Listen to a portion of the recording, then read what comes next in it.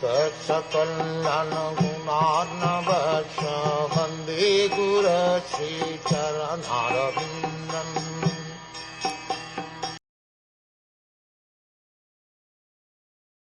The senses are certainly products of the mode of passion in false ego, and therefore philosophical speculative knowledge and fruitive activities are predominantly products of the mode of passion. The chief function of the false ego is godlessness.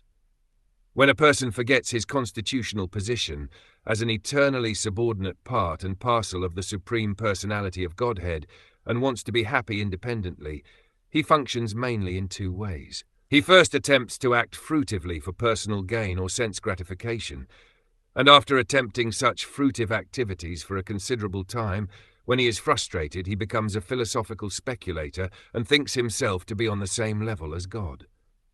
This false idea of becoming one with the Lord is the last snare of the illusory energy, which traps a living entity into the bondage of forgetfulness under the spell of false ego.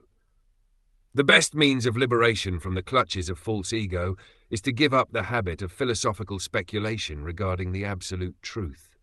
One should know definitely that the absolute truth is never realized by the philosophical speculations of the imperfect egoistic person.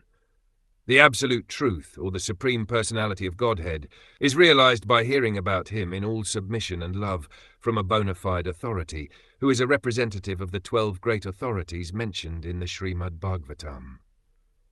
By such an attempt only can one conquer the illusory energy of the Lord, although for others she is unsurpassable, as confirmed in Bhagavad Gita.